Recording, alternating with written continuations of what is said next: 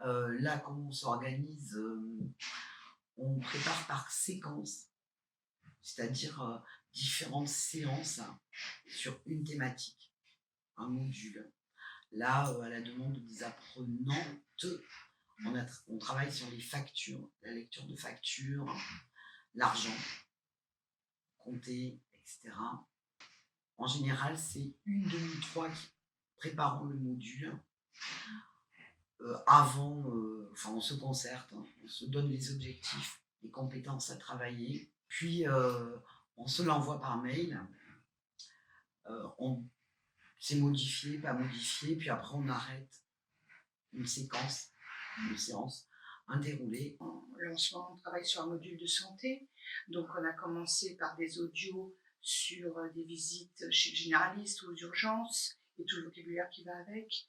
On va continuer par la pharmacie avec les médicaments, la posologie, les conditionnements, enfin, toute cette acquisition de vocabulaire spécifique. Pour après encore travailler sur redéboucher. On peut redéboucher aussi sur des factures, sur par exemple des relances de la PHP qui sont pas forcément très lisibles. Et en fait, à partir du moment où on a un cadre bien défini en amont, on peut se permettre toutes les digressions et toutes les spontanéités. On doit quelque chose de donner un cours le plus dynamique possible et qui donne envie aux apprenants de rester, d'être là et de rigoler. Voilà, c'est un moment à eux et à nous et que nous partageons. Moi, ça ne m'intéresserait pas de faire qu'apprendre je, tu, il, nous, vous, elle, etc. Bien sûr, il faut le faire, hein, et on le fait, mais au milieu d'un thème. On essaye de trouver des thèmes où on puisse dévider un écheveau qui à la fois soit culturel et grammatical. Et on utilise le numérique, on travaille beaucoup avec WhatsApp.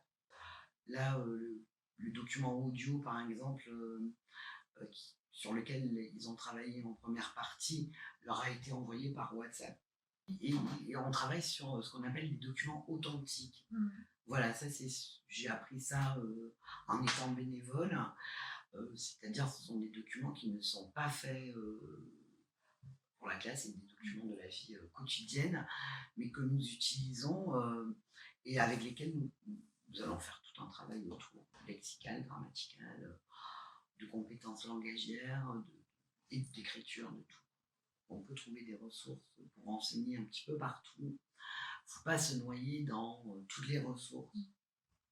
C'est pour ça que c'est important de faire des formations pour cibler les ressources. Enfin, voilà, il y a des sites qui sont connus, comme Le Coin du Fleu, TV5 Monde, sur Tous Bénévoles et le réseau Alpha, on a plein de ressources. Moi, je découvre des pédagogies que je ne connaissais pas en tant qu'enseignante. Et juste ça, je trouve ça génial.